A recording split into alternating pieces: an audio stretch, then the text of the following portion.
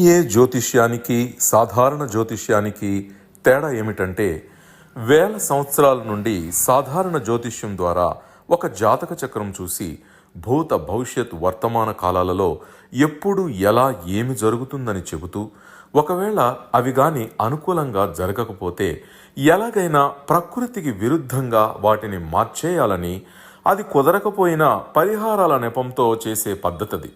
కానీ దానికి మారుగా డిఎన్ఏ జ్యోతిష్యం ద్వారా ఇవన్నీ ఎందుకు జరుగుతున్నాయని కనుగొని ఒక పని చేసే ముందే అది సరైనదా కాదా అని సరైన సమయంలో మనము తీసుకునే మంచి నిర్ణయం జీవితంలో అన్నింటిలో విజయాలు సాధించడానికి సలహాలు మార్గదర్శకాలు చెప్పే నిజమైన జ్యోతిష్య విధానం ఇది. ఏది మీకు అవసరమో మీరే నిర్ణయించుకోగలరు. ప్రపంచవ్యాప్తంగా ఉన్న డిఎన్ఏ ఆస్ట్రాలజీ ప్రియమైన ప్రేక్షకులందరికీ నా హృదయపూర్వక నమస్కారములు. నేను తిరుపతి పట్టణంలోని రేణిగుంట నుండి మీ గుణబ్రహ్మ సరస్వతి. ఈ వీడియో ద్వారా నవగ్రహాలలో బుధుడు అనే గ్రహం గురించి ఈరోజు మనం చర్చించబోతున్నాం.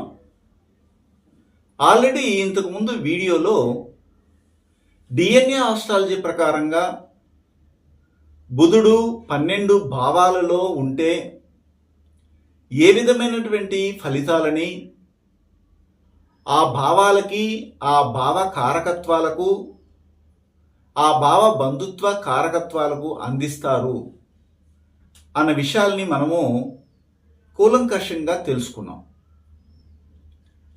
బుధుడు ఎక్కడున్నా కానీ బుధుడుగా ప్రవర్తించడు. బుధుడు పుట్టినటువంటి నక్షత్రమైనటువంటి ధనిష్ట నక్షత్రం కనుక ధనిష్ట, స్వాతి, పునరుషు నక్షత్రాలు శని యొక్క కర్మ రిజిస్ట్రీని, శని యొక్క శాపాన్ని, శని యొక్క దోషాన్ని ఆ భావాలకి వెదజల్లడం, రేడియేట్ చేయడం జరుగుతుంది అని మనం తెలుసుకున్నాం. అప్పుడు శనికి ఉన్నటువంటి కారకత్వాలు కానీ, శనికి ఉన్నటువంటి తత్వాలు, శని యొక్క క్యారెక్టరిస్టిక్స్ అన్నీ కూడాను ఆ భావాలకి అలాగే కట్, కాపీ, పేస్ట్ చేయవలసినటువంటి పరిస్థితి ఉంటుంది అని కూడా తెలుసుకున్నాం. కానీ సాంప్రదాయ జ్యోతిష్యులు ఏం చేస్తారంటే, ఇంతవరకు మనకు తెలిసిన విధంగా చూస్తే బుధుడు లగ్నములో ఉంటే బుధునికి ఉన్నటువంటి గుణగణాలు, బుధునికి ఉన్నటువంటి గుణాధీశములు, బుధుని యొక్క సంబంధమైనటువంటి క్యారెక్టరిస్టిక్స్, బుధ తత్వము అంతా కూడాను ఆ జాతకునికి లేదా జాతకురాలికి ఉంటుందని చెప్తుంటారు. ఇది ఎట్టి పరిస్థితుల్లో వర్కౌట్ కాదు. కావాలంటే ఎవరైనా కానీ వారి జాతకాన్ని ముందర పెట్టుకొని చూసినప్పుడు మీ కుటుంబ పరంపరలో, మీ కుటుంబ సభ్యులలో బుధుడు లగ్నములో ఉన్నా, లగ్నాధిపతితో బుధుడు కలిసి ఉన్నా కానీ వారంతటి సోమరిపోతులు, వారంతటి కష్టపడి పనిచేసేవారు ఎవరి ఉండరు. బుధుడు పంక్చువాలిటీకి కారకత్వం వహించే గ్రహం అని చెప్తారు. కానీ బుధుడు ఎక్కడున్నా కానీ వారికి పంక్చువాలిటీ ఉండదు. పంక్చువాలిటీ అంటే ఏంటి? ఏ సమయంలో ఏది చేయాలో ఆ సమయానికి అది చేయక దూరంగా ఉండడాన్ని పంక్చువాలిటీ లేనితనం అంటారు. అంటే ఏంటి? పంక్చువాలిటీ అనే వాళ్ళు ప్రాంప్ట్గా ఉంటారు. ఏ సమయంలో ఏది చేయాలో అది చేస్తారు. ఒక ఆఫీసుకి 10 గంటలకి వెళ్ళాలనుకుంటే 9:59 అక్కడ ఉంటారు. ముందు ఉండరు, వెనుక ఉండరు. అంటే ఏమిటి? ఆన్ టైం అనేది అక్కడ ఉంటుంది. ఇలాంటి పరిస్థితి కూడాను మనం చూడొచ్చు. ఇది ఎందుకు చెప్తున్నానంటే, బుధుడు ఉన్నటువంటి స్థానంని ఎవరు లీడ్ చేస్తున్నారంటే శని అనే గ్రహము మాత్రమే లీడ్ చేస్తుందని మనం ఇంతకుముందు తెలుసుకున్నాము. బుధుడు ఏ భావంలో ఉన్నా ఆ భావానికి, ఆ భావ బంధుత్వ కారకత్వాలకి ఒక రహస్యం అనేది ఉంటుంది. అవమానం జరిగి ఉంటుంది. వృత్తిలో కావచ్చు, ఏ విషయంలోనైనా కానీ అవమానం అనేది సంభవించి ఉంటుంది. ఒక రహస్యాన్ని దాచిపెట్టి ఉంటారు.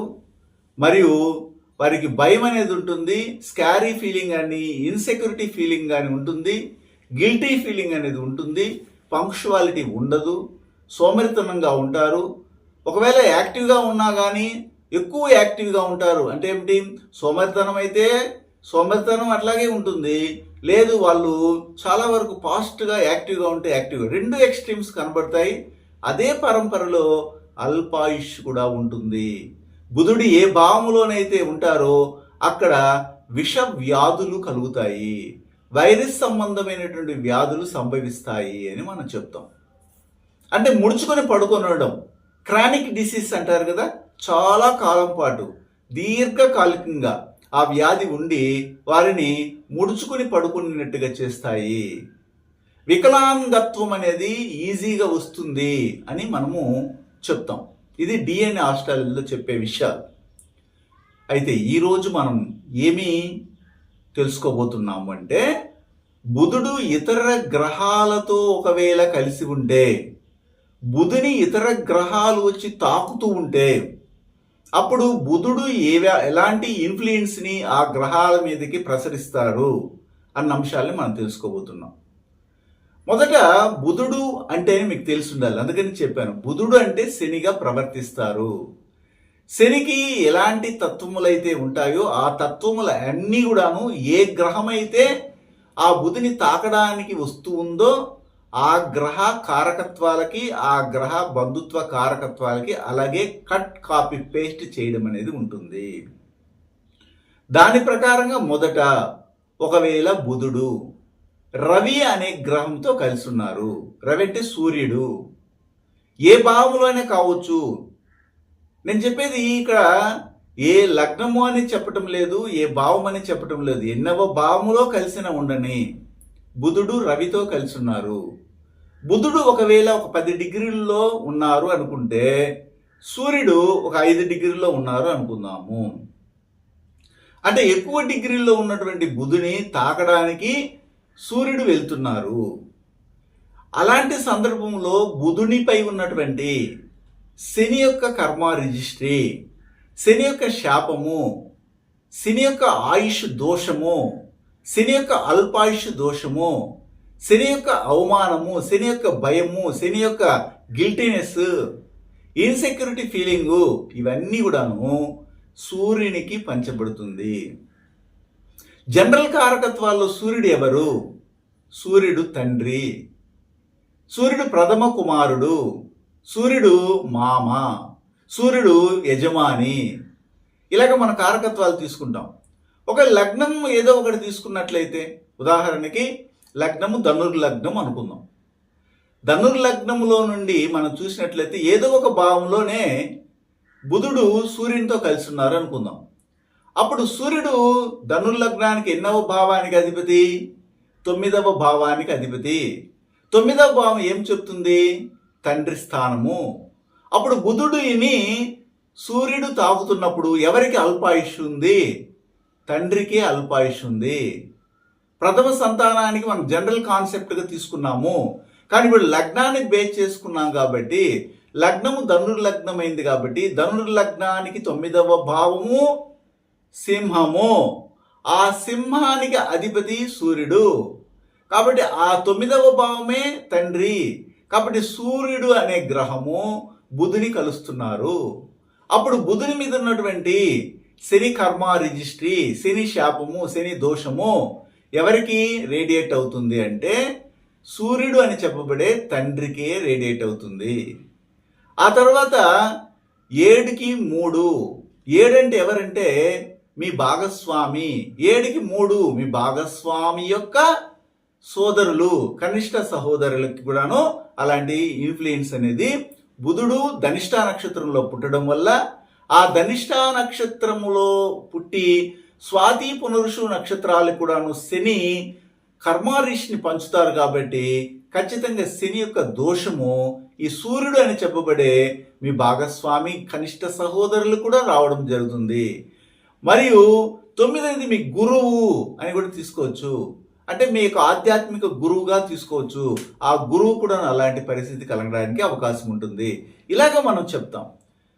కానీ కొన్ని కొన్ని నాడీ కాన్సెప్ట్లో మనం చూసినప్పుడు అనేక వీడియోలు నేను పెట్టున్నాను నాడీ కాన్సెప్ట్లో కూడాను బుధుడు రవిని తాకినప్పుడు లేదా ఇద్దరు కూడాను ఎవరైనా తాకని ఒకే గదిలో తక్కువ డిగ్రీల్లో 10 డిగ్రీల కంటే తక్కువ డిగ్రీలో ఉంటే వారికి వివాహ జీవితము దెబ్బతింటుంది. భార్యాభర్తలు దాంపత్య అనుకూలతని కొనసాగించలేరు, అనుమానము అవమానాలతో విడిపోతారు. అంటే అర్థం ఏమిటి? ఇలాంటి బుధుడు సూర్యుడు మాత్రమే కలిసి ఉన్నటువంటి జాతకాలని మనం పరిశీలించినప్పుడు వివాహానికి సంబంధించి చాలా జాగ్రత్తగా చెప్తుంటాము. కానీ కొంతమందికి ఇది తెలియదు. బుధుడు రవి కలిస్తే బుధ ఆదిత్య యోగము బేషుగ్గా ఉంటుందని వివాహానికి వెళ్తున్నారు. అలా వెళ్ళడం వల్ల కొన్ని సంవత్సరాలలోనే భార్యాభర్తలు విడిపోతున్నారు. లేదంటే భార్య ఒక చోట భర్త ఒక చోట ఉండి వారికి సెక్షువల్ సాటిస్ఫాక్షన్ అనేది లేకుండా ఉండిపోతా ఉంది. దాని ద్వారా అనుమానాస్పద జీవితం పొందవలసి వస్తుంది. వారి మధ్యలో దాంపత్య అనుకూలత ఎప్పుడైతే లోపించిందో బిడ్డలు పుట్టలేక వంశం లేకుండా ఉంది. నేను చూసినటువంటి చాలా మంది జాతకాల్లో బుధుడు సూర్యుడు కలిసినటువంటి జాతకాలను పరిశీలించినప్పుడు వారికి బిడ్డలు ఒకే ఒక బిడ్డ మాత్రమే ఉన్నటువంటి వాళ్ళు ఉన్నారు. పెద్ద పెద్ద లెజెండ్స్ జాతకాలను కూడా నేను పరిశీలిస్తుంటాను. అంటే ఎమ్మెల్యేలు, చీఫ్ మినిస్టర్లు, ఎంపీలు ఇలాంటి వారి జాతకాలు, అలాగే సినిమా యాక్టర్ల జాతకాలు కూడా పరిశీలించున్నాను. అలాంటి వారి జాతకాలు చూసినట్లయితే కొంతమంది ముఖ్యమంత్రులకి ఒకే ఒక కొడుకు పుట్టడము, ఆ కొడుకు పుట్టినటువంటి బిడ్డ కూడా ఒకే కొడుకుగానే ఉండడము, తన వంశము లేకపోవడం కూడా చూశాను. ఎందుకంటే వారి జాతకాలు మీరు కూడా పరిశీలించి చూసుకోవచ్చు. బుధుడు సూర్యుడు కలిసి ఉన్నారు. దీనికి కారణం కొంతమంది జాతకులు బుధుడు సూర్యుడు కలిసి ఉన్న అనేకమైనటువంటి సంతానం కలిగి ఉంది. అది దీన్ని మనం ఎలాగా లెక్కలోకి తీసుకోవాలంటే, ఒకవేళ అలా సంతానం కలిగి ఉన్నా కానీ భార్యాభర్తల మధ్య అన్యోన్యత ఉండి చివరికి భార్యకి పెద్ద అనారోగ్యం కలిగి చనిపోవడం కూడా జరిగింది. డిఎన్ఏ జ్యోతిష్యం నేర్చుకోవడానికి ఆసక్తి ఉన్న వారందరికీ గురువుగారి తరపున స్వాగతం. దైవజ్ఞ శ్రీ గుణబ్రహ్మ సరస్వతి గారి నుండి ఆన్లైన్ ఆడియో క్లాసుల ద్వారా అద్భుతమైన ఈ వంశపారంపర్య జ్యోతిష్యంను బేసిక్స్ నుండి అడ్వాన్స్ వరకు నేర్చుకోవాలంటే మీరు ఒక్కసారిగా ఫీజు చెల్లించేస్తే మిమ్మల్ని డిఎన్ఏ వాట్సాప్ గ్రూప్లో యాడ్ చేసినప్పటి నుండి మీ జీవితకాలం డిఎన్ఏ జ్యోతిష్యానికి సంబంధించిన క్రొత్త అప్డేట్స్ని ఆ వాట్సాప్ గ్రూప్లో నిరంతరం పొందవచ్చు. ఫీజు చెల్లించిన వెంటనే జరిగిపోయిన పాఠాలు మీ ఈమెయిల్ ఐడి ఇస్తే గూగుల్ డ్రైవ్కి మొదటే గురువుగారు పంపిస్తారు. అందులో మీకేదైనా డౌట్స్ వస్తే జూమ్ క్లాస్లో గురువుగారే స్వయంగా క్లియర్ చేస్తారు. పీడిఎఫ్ కానీ ప్రింటింగ్ మెటీరియల్ కానీ ఇవ్వబడదని గమనించగలరు. అంటే ఇక్కడ 2 ఎక్స్ట్రీమ్స్ మనం చూస్తున్నాం. కానీ మోస్ట్లీ ఎక్కడ ఏం కనబడుతుందంటే ఈ బుధుడు సూర్యుడు కలిసినటువంటి జాతకాలని చాలామంది ఎచ్చుకొరకు పెద్దగా వచ్చినటువంటి క్లయింట్ని టెంప్లైట్ చేయడానికి, వారికి మెప్పించడానికి ఏం చేస్తారంటే, అబ్బా మీకు బుధాదిత్య యోగం ఉందండి, మీకు ఇంకేం తిరుగులేదని అంటారు. కానీ వాళ్ళ వివాహ జీవితమే డొల్ల అయిపోయి ఉంటుంది. అనుమానాస్పద జీవితాన్ని పొందుంటారు. ఒకవేళ బిడ్డలు అతి కష్టం మీద పుట్టినా ఒక బిడ్డకి ఇంకొక బిడ్డకి గ్యాప్ ఖచ్చితంగా 2, 3, 4 సంవత్సరాల డిఫరెన్స్ అనేది కనబడతా ఉంది. ఒకవేళ బుధుడు రవి కలిసినటువంటి వారికి వివాహం జరిగిన తర్వాత కొన్నాళ్ళకి ఉమ్మడి కుటుంబాల నుండి వేరుపరచబడి ఆ బిడ్డ ఏం చేస్తారు, ఆ బిడ్డ జాతకంలో కూడా చూడొచ్చు బుధుడు రవి కనెక్ట్ అవ్వడము, ఆ బిడ్డ జాతకం బుధుడు రవి కనెక్ట్ అవ్వడము, తండ్రి లేదా తల్లి జాతకంలో బుధుడు రవి కనెక్ట్ అవ్వడము, ఇవెల్లా ఉన్నప్పుడు వాళ్ళు వివాహ జీవితానికి విడాకులు తీసుకుని బయటకు వచ్చేయడము, లేదా వివాహమైనా కానీ పెద్దల నుండి ఉమ్మడి కుటుంబం నుండి వేరుపరచబడడం కూడా జరుగుతూ ఉంది. ఇలాగ అనేకమైన ఆస్పెక్ట్లో మనం చూస్తుంటాం. అప్పుడు వీరికి ఎలాంటి వారితో వివాహం చేస్తే వివాహ జీవితం బాగుంటుంది అనేసి మనం డిజైన్ చేసి ఇస్తాము డిఎన్ఏ ఆస్ట్రాలజీ ప్రకారంగా. ఇది ఒక సబ్జెక్ట్. ఇంకా అనేకమైన అంశాలు ఉన్నాయి. కొన్ని వీడియోలు నేను కొన్ని చెప్తుంటాను, వాటిని మీరు పరిశీలించినప్పుడు మీకు అర్థమవుతుంది. అయితే ఇప్పుడు బుధుడు రవితో కలిసినప్పుడు రవి 5 డిగ్రీల్లోనూ బుధుడు 10 డిగ్రీలో ఉన్నప్పుడు సూర్యుడు ఎవరంటే ఇక్కడ ధను లగ్నానికి 9వ భావాధిపతి. కాబట్టి ఇలాంటి పరిస్థితి ఏర్పడుతూ ఉంది. ఇది మనం గమనించాలి. అదేవిధంగా 4కి 4 7, 7కి 3 9. అప్పుడు మీ అమ్మమ్మకి తమ్ముడు, మీ అమ్మమ్మకి తమ్ముడైనా మీకు తాతే. అప్పుడు వారి యొక్క పరంపరలో కూడాను అల్పాయుష్ సంభవించుంటుంది, ఒక రహస్యం దాగి ఉంటుంది.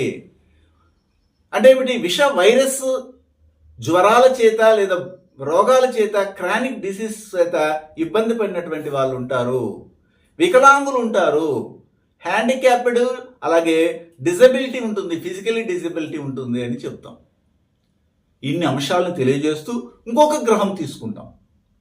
బుధుడు అనే గ్రహము ఒకవేళ చంద్రుడు అనే గ్రహంతో కలిసి ఉంటే, బుధ చంద్రులు కలిసి ఉంటే అప్పుడు ఎలాగ ఉంటుంది అంటే, బుధుడు 10 డిగ్రీల్లోనే తీసుకుందాం, చంద్రుడు ఒక 5 డిగ్రీలో తీసుకుందాం.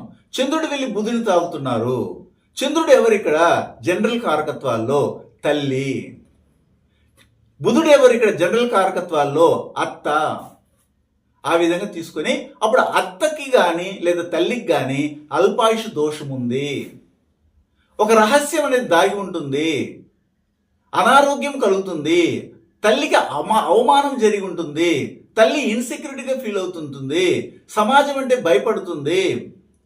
ఇలాంటి విషయాల్ని మనము శని అక్కడ పనిచేయడం జరుగుతుంది. బుధుడు పుట్టిన నక్షత్రం ధనిష్ట కాబట్టి, ధనిష్ట నక్షత్రంపై ఉన్నటువంటి కర్మాదృష్టి శనిది కాబట్టి ఆ శని యొక్క రేడియేషన్ అంతా కూడాను చంద్రుడు అనబడే ఈ తల్లి మీద కానీ అత్త మీద కానీ పనిచేస్తుందని మనం చెప్తాం. ఓకేనా? ఒకవేళ ఏదో ఒక లగ్నం తీసుకుంటాం, ఆ లగ్నాన్ని బేస్ చేసుకుని చూసినట్లయితే, ఉదాహరణకి కర్కాటక లగ్నము, ఉదాహరణకి మకర లగ్నం తీసుకుందాము. మకర లగ్నానికి చెందినటువంటి ఒక అమ్మాయి కావచ్చు లేదా అబ్బాయి కావచ్చు, బుధుడు చంద్రుడు కలిసి ఒక భావంలో ఉన్నారు. చంద్రుడు ఎవరు ఇక్కడ? మకర లగ్నానికి 7వ భావాధిపతి. అప్పుడు 7వ భావాధిపతి ఎవరు? ఆ జాతకులకి భాగస్వామి. 7వ భావాధిపతి ఎవరు? ఆ జాతకులకు అమ్మకు అమ్మ, అమ్మమ్మ. మకర లగ్నానికి చెందినటువంటి వారికి 7వ భావాధిపతి ఎవరు? చంద్రుడు, 7వ భావము. అప్పుడు వీళ్ళందరి కుటుంబంలో చూడండి, ఖచ్చితంగా ధనిష్ట, స్వాతి, పునరుషు నక్షత్రాలు కనెక్ట్ అవుతాయి. ఎందుకంటే శని యొక్క ఇన్ఫ్లుయెన్స్ బుధుడి నుంచి ఎవరి మీద పనిచేస్తుంది? చంద్రుడి మీద పనిచేస్తుంది. ఒక పర్టికులర్గా ఒక లగ్నాన్ని తీసుకొని నేను చెప్తున్నాను. జనరల్ కారకత్వాలు అయితే ఒకవేళ ఒకరు ఏ లగ్నంలోనైనా పుట్టని, అప్పుడు బుధుడు చంద్రుడితో కలిసినప్పుడు బుధుని మీద ఉన్నటువంటి శని యొక్క దోషము ఖచ్చితంగా చంద్రుడి మీద పనిచేస్తుంది. చంద్రుడు అత్తగాను మరియు తల్లిగాను తీసుకున్నాము. అప్పుడు అత్త కుటుంబంలో కానీ తల్లి కుటుంబంలో ధనిష్ట, స్వాతి, పునరుషు నక్షత్రాలు ఉంటాయి. అదే కుటుంబంలో ఒక భయం ఉంటుంది, స్కారీ ఫీలింగ్ ఉంటుంది, గిల్టీనెస్ ఉంటుంది, ఇన్ఫీరియారిటీ కాంప్లెక్స్ ఉంటుంది, కూలీనాలి పని చేసుకుని బతికినటువంటి వాళ్ళు ఉంటారు. మరియు ఇక్కడ ఒక అల్పాయుష్ దోషం ఎంటాడుతూ ఉంటుంది అని మనం చెప్తాం. వైరస్ సంబంధమైన దోషాలు ఉంటాయి, హ్యాండిక్యాప్డ్నెస్ ఉంటుంది, కాలు, పాదాలు, మోకాలు, లెగమెంట్ ప్రాబ్లంతో ఇబ్బంది పడినటువంటి వాళ్ళు కూడా ఉంటారు. ఇది చంద్రుడికి సంబంధమే. ఒకవేళ ఇది అమ్మాయికి వర్తిస్తుంది, అబ్బాయికి వర్తిస్తుంది. ఇక్కడ బుధుడికి రవి కలిసిన, బుధుడు వచ్చి చంద్రుడితో కలిసిన. అయితే బుధుడు కుజుడు, బుధుడు అనే గ్రహము ధనిష్ట నక్షత్రంలో పుట్టడం జరిగింది కాబట్టి బుధుడు ఎక్కడున్నా కానీ శనిలాగే ప్రవర్తిస్తుంది అని చెప్పాం. అది గుర్తుపెట్టుకోండి, ఇది అండర్లైన్ చేసుకోండి. ఇప్పుడు బుధుడు కుజుడు అనే గ్రహంతో కలుస్తుంది అంటే బుధుని వచ్చి కుజుడు తాగుతున్నాడు. కుజుడు ఎవరు? జనరల్ కారకత్వాలలో కుజుడు అబ్బాయి కావచ్చు, అమ్మాయి కావచ్చు, కనిష్ట సహోదరులు. కుజుడు పెళ్లినిచ్చిన మామ, కుజుడు ఇరుగు పొరుగు వారు, ఇలా తీసుకోవచ్చు. ఒకవేళ ఒక అమ్మాయి జాతకమే పర్టికులర్గా తీసుకుంటే బుధుడు కుజుడు కలిసి ఉన్నారు ఒక అమ్మాయి జాతకంలో. కుజుడు ఎవరంటే తనకు రాబోయే భాగస్వామి, భర్త. ఆ భర్తకే అల్పాయుష్ ఉంటుంది. ఆ భర్త కుటుంబంలో ధనిష్ట, స్వాతి, పునరుషు నక్షత్రాలు వాళ్ళు ఉంటారు. ఆ భర్త పరంపరలోనే ఒక రహస్యం దాగి ఉంటుంది. ఆ భర్త కుటుంబ పరంపరలోనే ఫిజికల్ హ్యాండిక్యాప్డ్స్ ఉంటారు.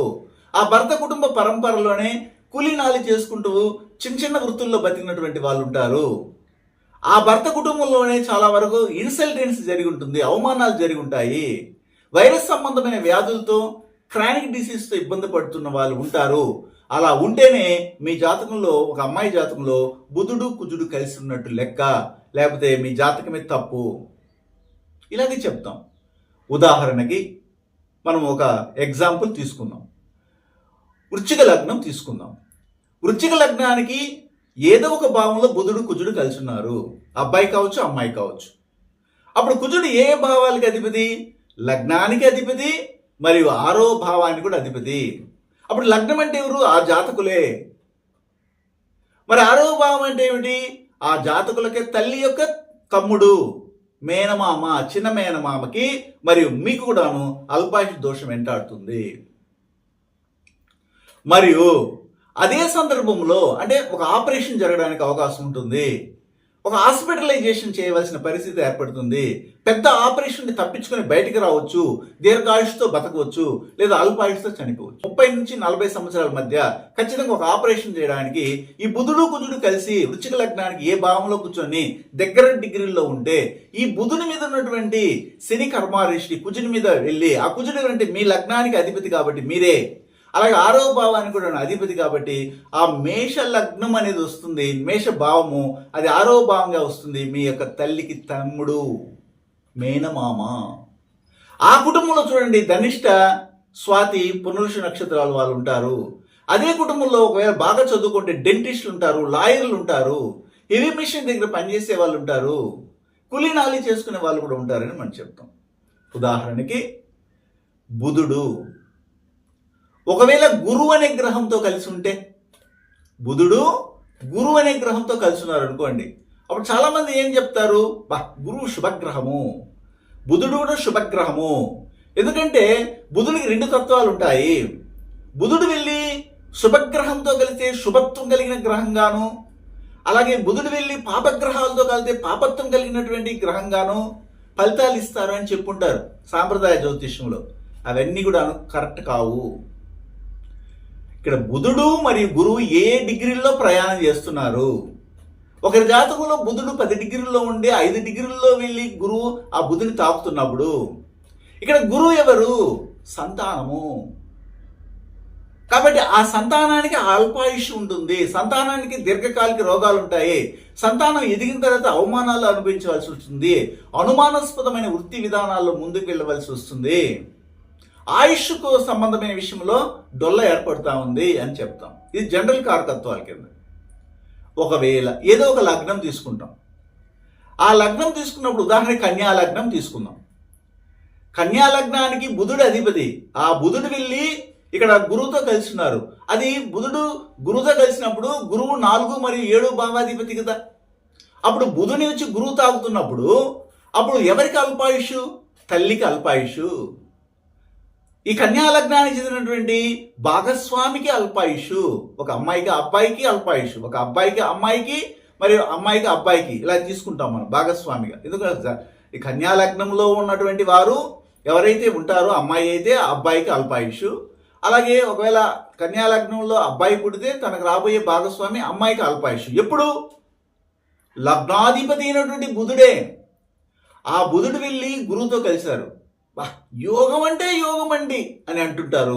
కానీ ఇక్కడ గమనించాల్సింది ఏంటంటే, వీరికి పెళ్ళి అయిన తర్వాత బుధుడు మరియు గురువు కలిసి తక్కువ డిగ్రీలో ఉంటే బుధుడి మీద ఉన్నటువంటి శని యొక్క దోషము ఎవరి మీద పనిచేస్తుంది? గురువు మీద పనిచేస్తుంది.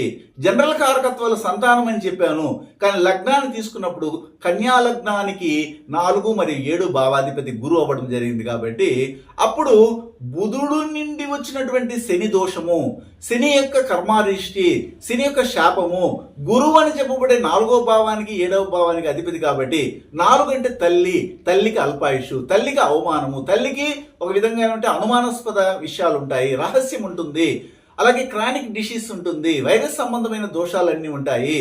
అదే విధంగా 7 అనేది ఏమిటంటే తల్లికి తల్లి, అమ్మమ్మ. మళ్ళీ 7 అనేది ఏమిటంటే భాగస్వామి, పార్ట్నర్షిప్, బిజినెస్ లో ఉన్నటువంటి పార్ట్నర్. అప్పుడు వీళ్ళ కుటుంబంలో అంతా కూడా చూడండి ధనిష్ట, స్వాతి, పునరుష నక్షత్రాలు కనెక్ట్ అవుతాయి.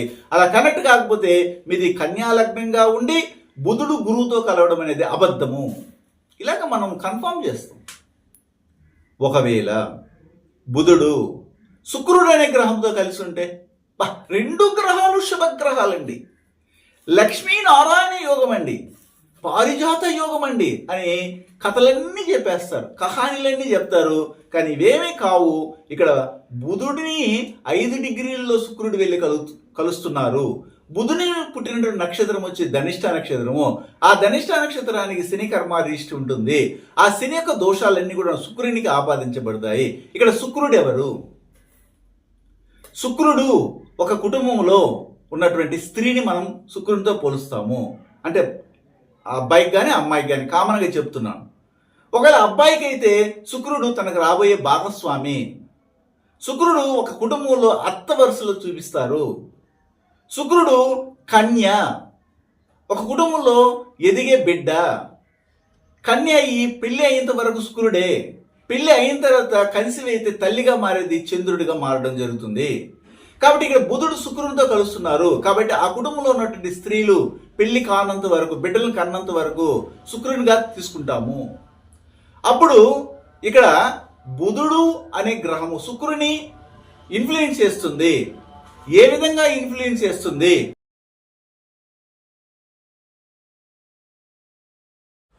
గురువు గారి నుండి డిఎన్ఏ ఆస్ట్రాలజీ ప్రకారంగా మీ జాతక పరిశీలన చేయించుకుని సలహాలు మార్గదర్శకాలను పొందాలంటే మా త్రిశక్తి డిఎన్ఏ ఆస్ట్రాలజీ యూట్యూబ్ ఛానల్లో మరిన్ని వీడియోలు చూసి ఒక అవగాహనకు వచ్చాక మీకు ఉపయోగపడుతుందనిపిస్తేనే ఫోన్ ద్వారా కానీ లేదా డైరెక్ట్గా కానీ అపాయింట్మెంట్ కొరకు సంప్రదించగలరు. బుధుడు మరియు శుక్రుడు కలిసి తక్కువ డిగ్రీల్లో ఉంటే 10 డిగ్రీల కంటే తక్కువ ఉన్నటువంటి జాతకాలు మనం పరిశీలించాం. చాలామంది జాతకాలని, వందల వేల జాతకాలను పరిశీలించినప్పుడు చాలా కుటుంబాల్లో లవ్ మ్యారేజ్ జరుగుతూ ఉంది. ప్రేమించి పెళ్లి చేసుకుంటున్నారు ఆ జాతకులు. వెంకటేశ్వర స్వామి భక్తులుగా ఉన్నారు. ప్రేమించి పెళ్లి చేసుకున్న తర్వాత వారు ఏదో ఒక కారణం చేత విడిపోతున్నారు. అంతేకాకుండా విడిపోక మునిపే పెళ్లి అయినా కానీ ప్రేమించి కదా పెళ్లి చేసుకున్నారు, మళ్ళీ చక్కగా ఉండాలి కదా. మరి ఎందుకు ఉండకుండా వివాహేతర సంబంధాల వైపు కూడా వాళ్ళు మార్గాన్ని ఎన్నుకుంటున్నారు.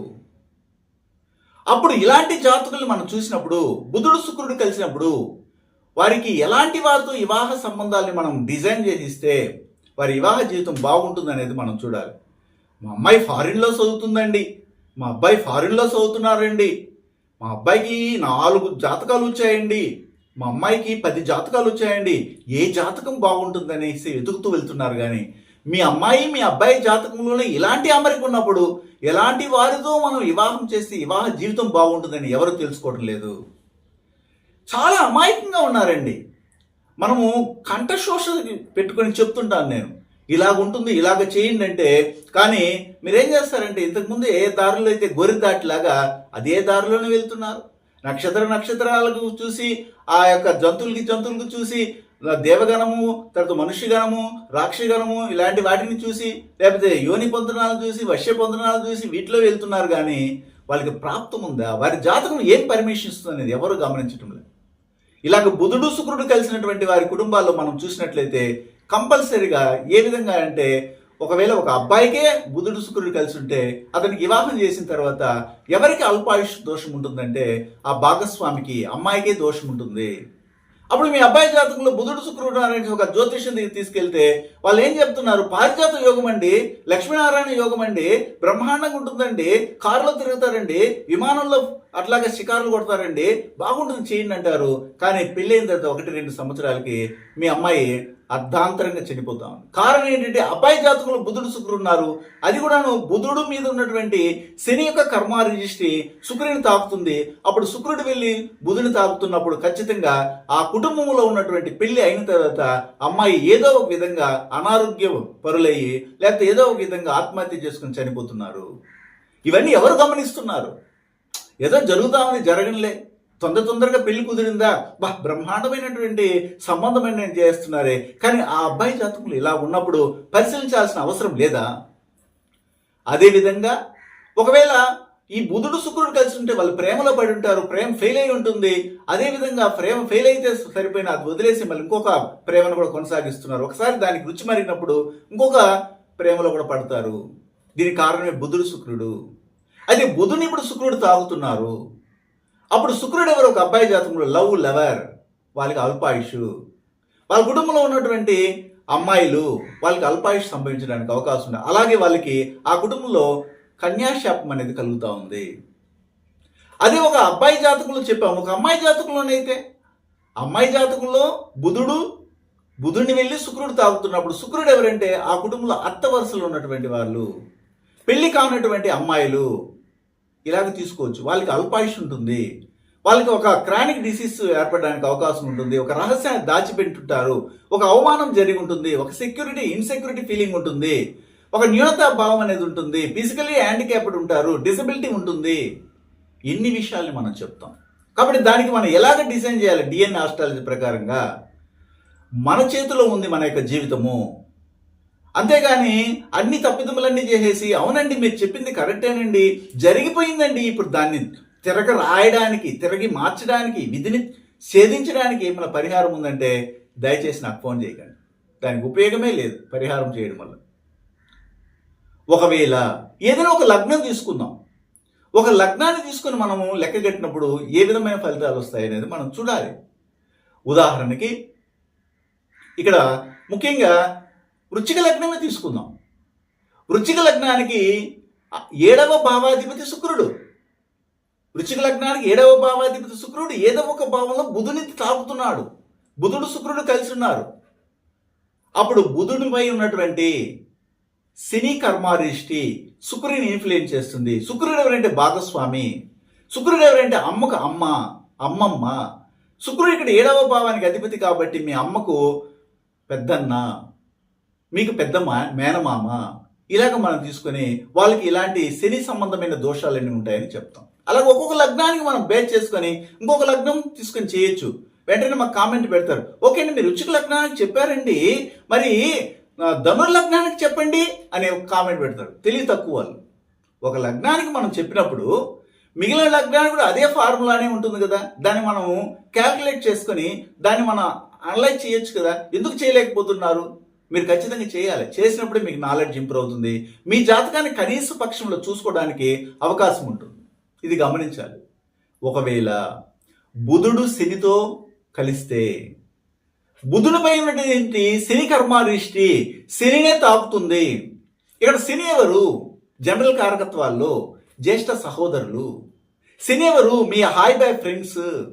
శని ఎవరు? మీ చిన్నాన్న కుటుంబము, హాయ్ బాయ్ ఫ్రెండ్స్ కుటుంబము, జ్యేష్ఠ సహోదరుల కుటుంబము. మీ ఇంట్లో ఎవరైతే త్వరగా విధవరాలైపోయి ఉంటారో వారు, అంటే పెళ్ళి అయి ఉంటుంది కానీ తక్కువ వయసులోనే భర్త చనిపోయి ఉంటారు, అలాంటి వారిని కూడా శనితో పోలుస్తారు. అలాంటప్పుడు ఆ కారకత్వాలకి, ఆ కథాపాత్రలకి, ఆ క్యారెక్టరిస్టిక్స్కి బుధుడిపై ఉన్నటువంటి శని కర్మారిష అలాగే ఇన్ఫ్లుయెన్స్ చూపిస్తుంది. వారికి అనేకమైనటువంటి వైరస్ సంబంధమైన రోగాలను తెప్పిస్తుంది, దృశ్య దోషాలను తెప్పిస్తుంది. శని దృష్టి దోషాలను కూడా తెలియజేస్తారు. ఇక్కడ శని అని ఎందుకు అంటున్నానంటే బుధునిపై ఉన్నటువంటి కర్మారిషి శనిది కాబట్టి. అవమానం కలిగిస్తుంది, సమాజంలో ఉండనీయకుండా చేస్తుంది, ఆయుష్ దోషాన్ని ఇస్తుంది, ఒక రహస్యాన్ని వాళ్ళ పక్కన పెట్టుకొని ఉంటారు ఎప్పటికీ చనిపోయేంత వరకు. ఇలాగ మనం చెప్పొచ్చు. అదేవిధంగా ఉదాహరణకి మీది సింహలగ్నం అనుకుందాము. సింహలగ్నానికి 7వ భావాధిపతి ఎవరు? శని. అప్పుడు ఒకవేళ బుధుడు అనే గ్రహంతో శని అనే గ్రహము సింహలగ్నానికి చెందినటువంటి వారికి కలిసి ఉంది. అప్పుడు ఇక్కడ శని అంటే నేను ఇంతకుముందు చెప్పినట్టుగా చిన్నాన్న, జ్యేష్ఠ సహోదరులు, హాయ్ బాయ్ ఫ్రెండ్స్, విధవరాలు, మన ఇంట్లో ఉన్న విధవరాల గురించి నేను చెప్పటంలే. ఇక్కడ శని అనే గ్రహము ఏమిటంటే సింహలగ్నానికి 7వ భావానికి అధిపతి. 7వ భావం ఎవరు? భాగస్వామి. ఒక అమ్మాయికి అబ్బాయి భాగస్వామిగా వచ్చినా, ఒక అబ్బాయికి ఒక అమ్మాయి భాగస్వామిగా వచ్చినా, సింహలగ్నానికి చెందినటువంటి వారికి 7వ భావం అనేది ఒకటే కాబట్టి అప్పుడు ఈ బుధుడు శనితో కలిసి ఉన్నారు కాబట్టి శని వెళ్ళి బుధుని తాకుతుంది కాబట్టి బుధుడు పుట్టిన నక్షత్రం ధనిష్ట నక్షత్రము, ధనిష్ట నక్షత్రం మీద ఉన్నటువంటి కర్మారిష్టి శనిది కాబట్టి ఆ శనికి ఉన్నటువంటి ఇన్ఫ్లుయెన్స్ రేడియేషన్ అంతా కూడా దేని మీద పనిచేస్తుందంటే ఆ భాగస్వామి మీద పనిచేస్తుంది. 7వ భావం అమ్మకు అమ్మమ్మ పరంపరలో పనిచేస్తుంది. అదేవిధంగా వారి కుటుంబంలో ఉన్నటువంటి ఆ అమ్మకు అన్న పరంపరలో కూడా పనిచేస్తుంది అని మనం చెప్తాం. ఇలాగ పర్టికులర్గా ఒక లగ్నాన్ని తీసుకున్నప్పుడు ఇలాంటి పరిస్థితి ఏర్పడుతుంది. ఒకవేళ శని రాహుతో కలిసి ఉంటే, ఇప్పుడు చాలామంది ఎక్కువగా ఫోకస్ చేసేది ఏంటంటే రాహుకేతువుల్ని ఫోకస్ చేస్తుంటారు. అలా భయపెట్టించేశారు పండితులు మీకు రాహు కేతువు అని. అయితే రాహుకేతువులకి ఉనికే లేదే.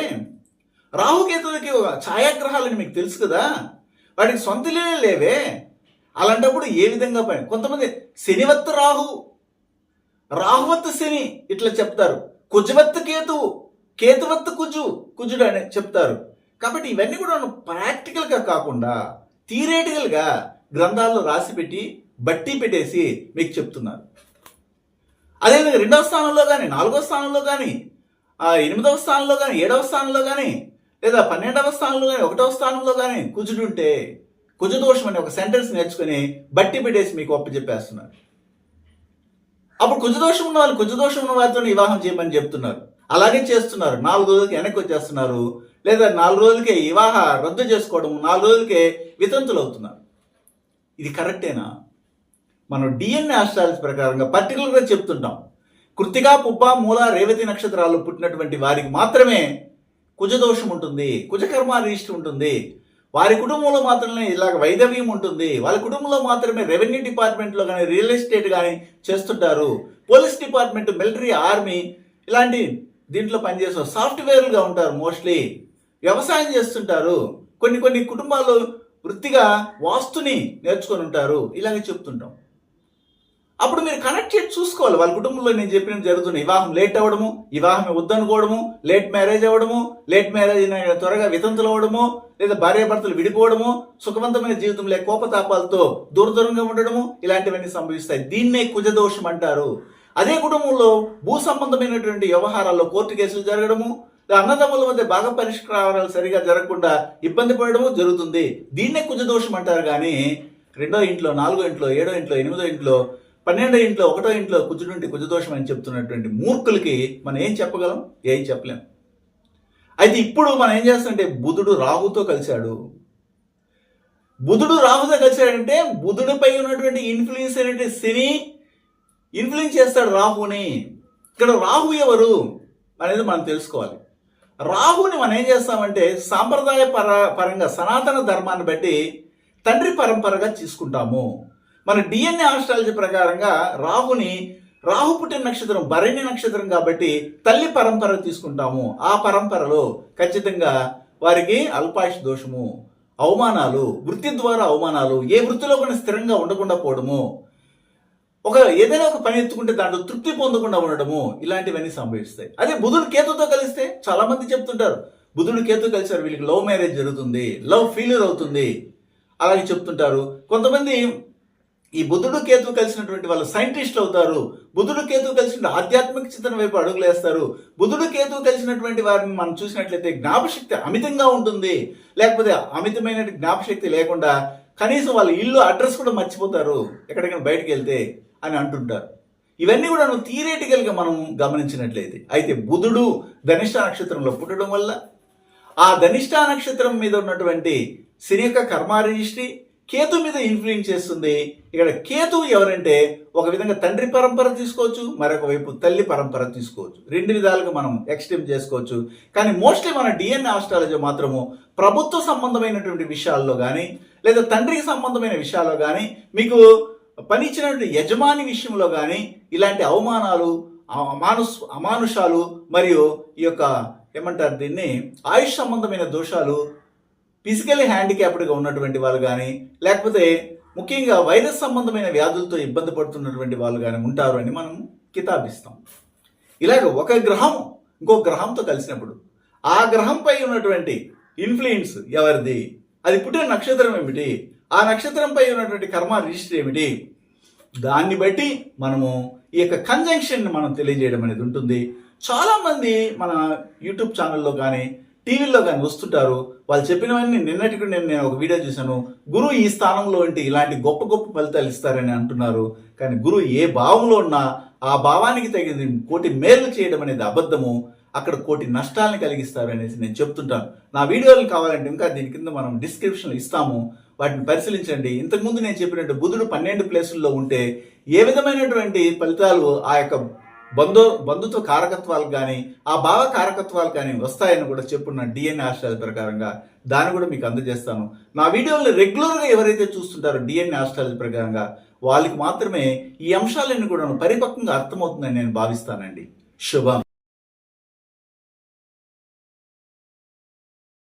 హిమాలయాలలోని యతీంద్రులు అవధూతలచే మహామంత్రోపదేశం పొంది వారి గురు పరంపరలో దైవజ్ఞ శ్రీ గుణబ్రహ్మ సరస్వతి గారు అధర్వణ వేద దక్షిణాచార పద్ధతి ద్వారా పూర్వం వశిష్ఠ వాల్మీకాది ఋషులు చేసిన విధంగా విలువ కట్టలేని అమూల్యమైన 24 హోమాలను ఏకకాలంలో ఒకే హోమగుండంలో గత 24 సంవత్సరాలుగా లోక కళ్యాణం కొరకు కర్మ విమోచన హోమక్రియను చేస్తూ నమ్మి వచ్చిన నిజమైన భక్తులకు శ్రీ జగన్మాత కృపతో మంచి చేస్తున్నారు. కర్మ విమోచన పొందాలనే ఆసక్తి ఉన్నవారు ముందుగానే గోత్రనామాలను నమోదు చేసుకోగలరు.